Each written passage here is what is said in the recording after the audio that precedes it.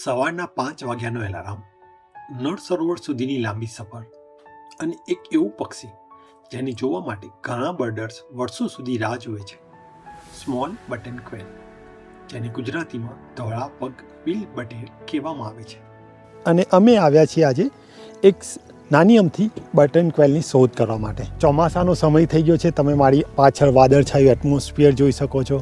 ઘાસ ડ્રાય થઈ ગયું છે, થોડું થોડું ગ્રીન થઈ ગયું છે. અને આ એ સમય છે જ્યારે ગુજરાતની અંદર સ્મોલ બટન ક્વેલ એટલે ધોળા પગ બિલ બટેર, જેને ગુજરાતીમાં કહેવામાં આવે છે, એ અહીંયા નેસ્ટિંગ કરવામાં આવે છે. આમ એવું કહેવામાં આવે છે કે તે ગુજરાતની રેસિડેન્ટ ક્વેલ છે, પણ મોસ્ટ ઓફ ટાઈમે એનું જે સાઇટિંગ થાય છે તે ગુજરાતની અંદર પ્રી મોન્સૂન અને મોન્સૂન દરમિયાન થાય છે, એટલે તે અહીંયા બચ્ચા મૂકવા આવે છે. તો આજે અમે એને સર્ચ કરવા આવ્યા છીએ અને જોઈએ છીએ કે આ જે ગ્રાસલેન્ડ છે, જે નળ સરોવરનો પેરિફરલ પાર્ટ છે, એની અંદર અમને એક બટન ક્વેલ મળે છે કે નહીં. સવારના લગભગ 5:15 વાગે અમે ઘરથી નળ સરોવર તરફ નીકળ્યા. વાતાવરણ એકદમ શાંત હતું, રસ્તાઓ લગભગ ખાલી હતા અને મનમાં માત્ર એક જ ઉત્સાહ હતો, આજે ધોળા પગ બિલ બટેર જોવા મળશે કે નહીં.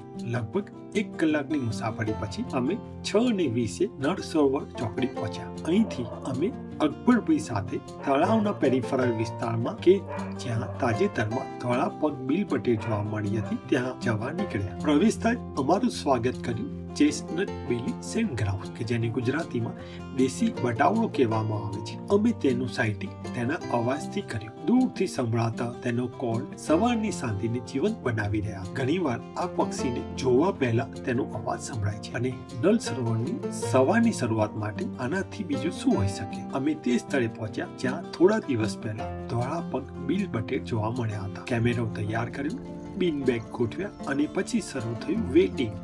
જો તમે ક્યારેય ક્વેલ કે બટન ક્વેલની ફોટોગ્રાફી કરી હોય તો તમને ખબર જ હશે કે અહીં દોડવાની જરૂર નથી. અહીં ધીરજની જરૂર હોય છે, શાંતિથી બેસવાની જરૂર હોય છે અને પક્ષીને પોતાની રીતે બહાર આવવા દેવાની જરૂર હોય છે. રાહ જોતા જોતા ઘાસના મેદાનો જીવન બનવા લાગ્યા. સૌ પ્રથમ ઇન્ડિયન સિલ્વર બિલ, કે જેને પવન મુનિયા અને તેના સાથે દેખાય રેડ અવાદા, જેને લાલ ટપસ્યું કહેવામાં આવે છે. આજનું સૌથી રસપ્રદ દ્રશ્ય એ હતું કે તમે લાલ ટપોસિયાના વિવિધ પ્લમેજ જોયા. કેટલાક નર પક્ષીઓ સંપૂર્ણ બ્લીડિંગ પ્લમેજમાં હતા.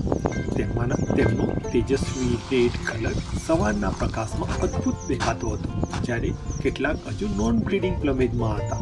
નર અને માદા બંનેને નજીકથી નિહાળવાની સુંદર તક મળી. અને રસપ્રદ વાત, અવાદત નામનું મૂળ અમદાવાદ પરથી આવ્યું હોવાનું માનવામાં આવે છે, કારણ કે એક સમયે આ પક્ષી ગુજરાતમાંથી વિશ્વના વિવિધ ભાગોમાં મોકલવામાં આવતું હતું. થોડી વાર પછી ક્રેસ્ટેડ લાટ એટલે મોટું ચંડો પણ ખોરાક શોધવા માટે અમારી સામે આવ્યું. ક્યારેક એક બાજુ દેખાય, આગળ વધે અને ફરી પાછળથી ઝાડીમાં ગાયબ થઈ જાય, જાણે કે અમારી સાથે સંતા કુકડી રમી રહ્યું હોય. અને પછી જેની અમે રાહ જોઈ રહ્યા હતા તે ક્ષણ આવી.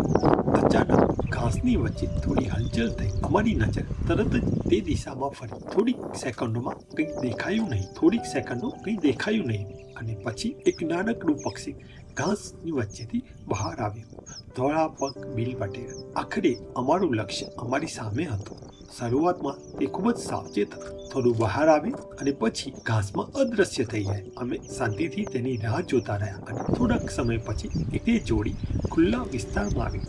આ પક્ષી માટે આ એક ખરેખર અદ્ભુત ક્ષણ હતી. અમને તેમને સારી રીતે જોવાનો મોકો મળ્યો. ફોટોગ્રાફ લઈ શક્યા, વિડીયો રેકોર્ડ કરી શક્યા અને સૌથી મહત્વની વાત, તેમને કુદરતી વર્તન કરતા નજીકથી નિહાળી શક્યા. આવી ક્ષણ બર્ડિંગને ખાસ બનાવે છે.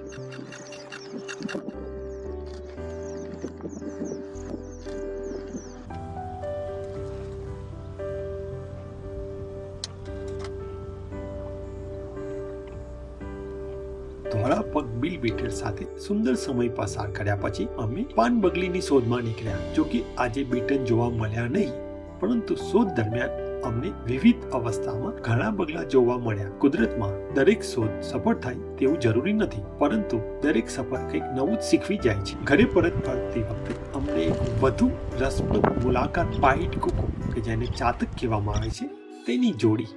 ભારતીય લોકકથાઓ અને સાહિત્યમાં ચાતકનું વિશેષ સ્થાન છે.